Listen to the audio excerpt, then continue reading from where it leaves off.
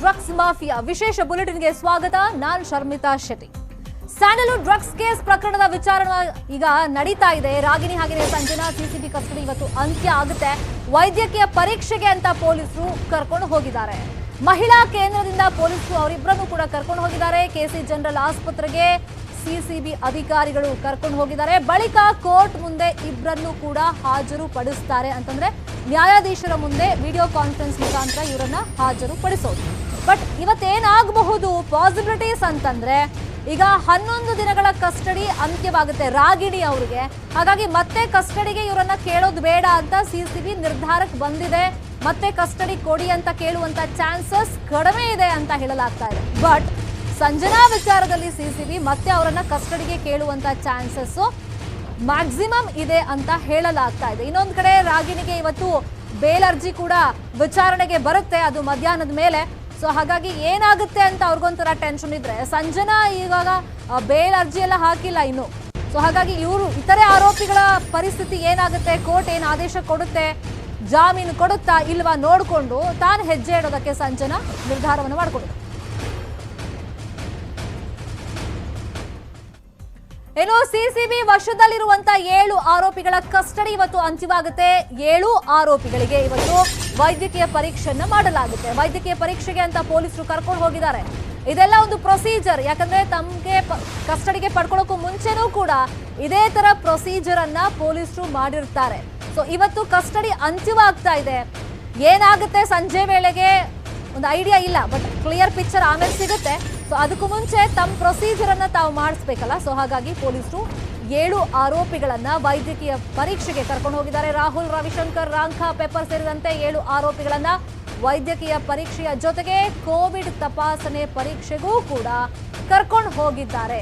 ಇದೆಲ್ಲ ಪ್ರೊಸೀಜರ್ ಮುಗಿದ ಮೇಲೆ ವಿಡಿಯೋ ಕಾನ್ಫರೆನ್ಸ್ ಮುಖಾಂತರ ನ್ಯಾಯಾಧೀಶರ ಮುಂದೆ ಈ ಆರೋಪಿಗಳನ್ನ ಹಾಜರುಪಡಿಸ್ತಾರೆ.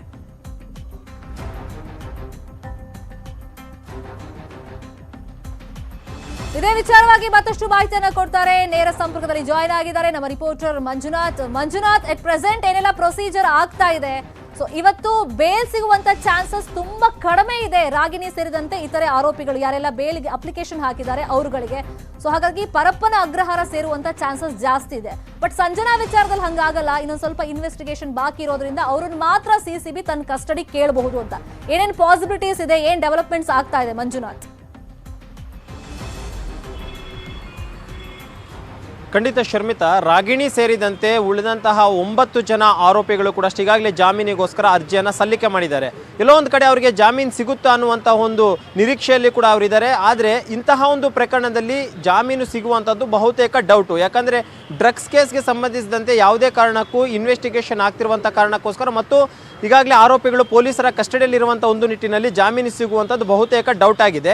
ಆದರೂ ಕೂಡ ಅಷ್ಟೇ ಒಂದು ಪ್ರಯತ್ನ ಅನ್ನುವಂಥದ್ದು ಈಗಾಗಲೇ ರಾಗಿಣಿಯ ಪರ ವಕೀಲರು ಕೂಡ ನಡೆಸ್ತಾ ಇದ್ದಾರೆ. ಅದರ ಒಂದು ಜಾಮೀನು ಅರ್ಜಿ ವಿಚಾರಣೆ ಇನ್ನೇನು ಕೆಲವೇ ಗಂಟೆಗಳಲ್ಲಿ ನ್ಯಾಯಾಧೀಶರ ಮುಂದೆ ಕೂಡ ಬರಲಿದೆ. ಆದರೆ ಅದರ ಒಂದು ರಿಸಲ್ಟ್ ಏನು ಅನ್ನೋದು ಕೂಡ ಕೆಲವೇ ಗಂಟೆಗಳಲ್ಲಿ ಗೊತ್ತಾಗುತ್ತೆ.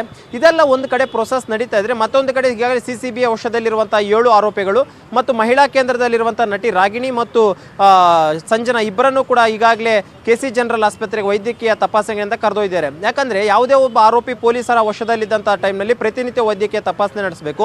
ಅದರಂತೆ ಇವತ್ತು ಕರ್ಕೊಂಡು ಹೋಗಿದ್ದಾರೆ. ಜೊತೆಗೆ ಇವತ್ತು ಇನ್ನೊಂದು ಏನಂದ್ರೆ, ಈ ಆರೋಪಿಗಳ ಕಸ್ಟಡಿ ಅವಧಿ ಕೂಡ ಇವತ್ತಿಗೆ ಅಂತ್ಯ ಆಗ್ತಾ ಇದೆ. ಅಂತ್ಯ ಆದಂತಹ ಬಳಿಕ ಎಲ್ಲರನ್ನೂ ಕೂಡ ಅಷ್ಟೇ ವೈದ್ಯಕೀಯ ತಪಾಸಣೆ ಮತ್ತು ಕೋವಿಡ್ ಟೆಸ್ಟ್ ಅನ್ನು ಕಂಪಲ್ಸರಿ ಮಾಡಿಸ್ತಾರೆ ಇವತ್ತು.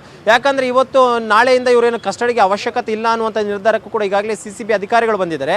ಆ ಒಂದು ನಿಟ್ಟಿನಲ್ಲಿ ಕಸ್ಟಡಿಗೆ ಬೇಕಾಗಿಲ್ಲ ಅಂತ ಪಕ್ಷದಲ್ಲಿ ನ್ಯಾಯಾಧೀಶರು ಇವರೆಲ್ಲರನ್ನೂ ಕೂಡ ಅಷ್ಟೇ ಜೆಸಿಗೆ ರೆಫರ್ ಮಾಡುವಂಥ ಸಾಧ್ಯತೆಗಳು ದಟ್ಟವಾಗಿರುತ್ತೆ. ಆ ಒಂದು ಕಾರಣಕ್ಕೋಸ್ಕರ ಜೆಸಿಗೆ ಹೋದ್ರೂ ಕೂಡ ಮೊದಲನೇದಾಗಿ ಆರೋಪಿಗಳಿಗೆ ಕೋವಿಡ್ ಟೆಸ್ಟನ್ನು ಮಾಡಿಸಬೇಕಾಗುತ್ತೆ. ಆ ಒಂದು ಕಾರಣಕ್ಕೋಸ್ಕರ ಸಿಸಿಬಿ ಅಧಿಕಾರಿಗಳೀಗ 9 ಜನ ಆರೋಪಿಗಳನ್ನು ಕೂಡ ಕೆಸಿ ಜನರಲ್ ಆಸ್ಪತ್ರೆಗೆ ಕರೆದೊಯ್ದು ಅಲ್ಲಿ ಒಂದು ಮೆಡಿಕಲ್ ಚೆಕಪ್ ಪ್ರಕ್ರಿಯೆ ಕೂಡ ಈಗಾಗಲೇ ಆರಂಭ ಮಾಡಿಸ್ತಿದ್ದಾರೆ. ಈ ಮೆಡಿಕಲ್ ಚೆಕಪ್ ಆದಂಥ ಬಳಿಕ 9 ಜನ ಆರೋಪಿಗಳನ್ನು ಕೂಡ ಅಷ್ಟೇ ನ್ಯಾಯಾಧೀಶರ ಮುಂದೆ ವಿಡಿಯೋ ಕಾನ್ಫರೆನ್ಸ್ ಮುಖಾಂತರ ಹಾಜರುಪಡಿಸಿ ಮತ್ತಷ್ಟು ದಿನಗಳ ಕಸ್ಟಡಿಗೆ ಕೇಳುವಂತಹ ಸಾಧ್ಯತೆ ಇಲ್ಲಿ ತೀರಾ ಕಡಿಮೆ ಇದೆ. ಯಾಕಂದರೆ ಪೊಲೀಸರು ಹೇಳ್ತಿದ್ದಾರೆ, ಈ ಒಂದು ಪ್ರಕರಣಕ್ಕೆ ಸಂಬಂಧಿಸಿದಂತೆ ನಟಿ ರಾಗಿಣಿ ಆಗಿರ್ಬೋದು, ಸಂಜನಾ ಆಗಿರ್ಬೋದು, ಇವ್ರು ಯಾರು ಕೂಡ ಅಷ್ಟೇ ಪ್ರಾಪರ್ ಆಗಿ ಇನ್ಫಾರ್ಮೇಷನ್ ಕೊಡ್ತಿಲ್ಲ. ಆದರೂ ನಮ್ಮ ಟೆಕ್ನಿಕಲ್ ವಿಭಾಗದಿಂದ ಸಾಕಷ್ಟು ಮಾಹಿತಿಯನ್ನು ಕಲೆ ಹಾಕಿದ್ದೀವಿ. ನಾಳೆ ದಿನ ಮುಂದಿನ ದಿನದಲ್ಲಿ ಕೋರ್ಟ್ನಲ್ಲಿ ಫೈಟ್ ಮಾಡೋಕೆ ಏನೆಲ್ಲ ಸಾಕ್ಷಿಗಳು ಬೇಕೋ ಎಲ್ಲ ಸಾಕ್ಷಿಗಳನ್ನು ಈಗಾಗಲೇ ನಾವು ಕಲೆ ಹಾಕಿದ್ದೀವಿ ಅನ್ನೋಂಥ ಮಾತನ್ನು ಹೇಳಿದರು. ಆ ಒಂದು ಕಾರಣಕ್ಕೋಸ್ಕರ ಬಹುತೇಕ ಇವ್ರನ್ನ ಕಸ್ಟಡಿಗೆ ಕೇಳುವಂಥದ್ದು ತೀರಾ ಕಡಿಮೆ ಇದೆ. ಜೊತೆಗೆ ಸಂಜನಾನು ಕೂಡ ಅಷ್ಟೇ ಕಸ್ಟಡಿಗೆ ಕೇಳುವಂಥದ್ದು ತೀರಾ ಕಡಿಮೆ ಅನಿಸ್ತಾ ಇದೆ. ಒಂದು ವೇಳೆ ಪೊಲೀಸರ ಕಸ್ಟಡಿಗೆ ಬೇಡ ಅನ್ನುವಂಥ ಅಭಿಪ್ರಾಯವನ್ನು ಅಲ್ಲಿ ಮಂಡನೆ ಮಾಡಿದಂಥ ವೇಳೆಯಲ್ಲಿ ನ್ಯಾಯಾಧೀಶರು ಏನಾದರೂ ಬೇಲ್ ರಿಜೆಕ್ಟ್ ಮಾಡಿದ್ರೆ ಬಹುತೇಕ 9 ಜನ ಆರೋಪಿಗಳು ಕೂಡ ಅಷ್ಟೇ ಇವತ್ತು ಸಂಜೆ ಒಳಗಾಗಿ ಪರಪ್ಪನ ಅಗ್ರಹಾರ ಜೈಲನ್ನು ಸೇರುವಂಥದ್ದು ಕನ್ಫರ್ಮ್ ಆಗಿದೆ. ಒಟ್ಟಾರೆಯಾಗಿ ಎಲ್ಲೋ ಒಂದು ರೀತಿ ರಾಗಿಣಿ ಕೂಡ ಒಂದು ಕಡೆ ಟೆನ್ಷನ್ ಆಗಿದೆ. ಯಾಕಂದರೆ ಈಗಾಗಲೇ ಜಾಮೀನು ಕೂಡ ಅರ್ಜಿ ಹಾಕ್ಕೊಂಡಿದ್ದಾರೆ. ಮೊನ್ನೆ ಜಾಮೀನು ಅರ್ಜಿಯ ವಿಚಾರಣೆ ಬಂದಂಥ ವೇಳೆಯಲ್ಲಿ ಅದನ್ನು ಮುಂದೂಡಿದ್ರು. ಇವತ್ತು ಜಾಮೀನು ಅರ್ಜಿ ಒಂದು ಕಡೆ ಇದ್ದರೆ ಪೊಲೀಸ್ ಕಸ್ಟಡಿ ಕೂಡ ಅಂತ್ಯ ಒಂದೊಂದು ಕಡೆ ಇದೆ. ಒಂದು ವೇಳೆ ಜಾಮೀನು ಏನಾದರೂ ಫೇಲ್ಯೂರ್ ಆದಂಥ ವೇಳೆಯಲ್ಲಿ ನಟಿ ರಾಗಿಣಿ ಇದೇ ಫಸ್ಟ್ ಟೈಮ್ ಜೈಲ್ಗೆ ಹೋಗುವಂಥ ಸಾಧ್ಯತೆ ದಟ್ಟವಾಗಿರುತ್ತೆ. ಒಟ್ಟಾರೆಯಾಗಿ ಈಗ ಇನ್ನೇನು ಕೆಲವೇ 1-2 ಗಂಟೆಗಳ ಒಳಗಾಗಿ ಎಲ್ಲಾ ಬೆಳವಣಿಗೆ ಕೂಡ ಒಂದು ಸೂಕ್ತವಾದಂತ ಉತ್ತರ ದೊರೆಯಲಿದೆ. Sharmita, please be online. Manjunath, ಇನ್ನೊಂದ್ ಕಡೆ ವೈದ್ಯಕೀಯ ಪರೀಕ್ಷೆ ಮುಗಿದ ಬಳಿಕ FSL ಗೆ ಶಿಫ್ಟ್ ಮಾಡಲಾಗುತ್ತೆ ಇಬ್ಬರನ್ನು ಅನ್ನೋ ವಿಚಾರ ಗೊತ್ತಾಗ್ತಾ ಇದೆ.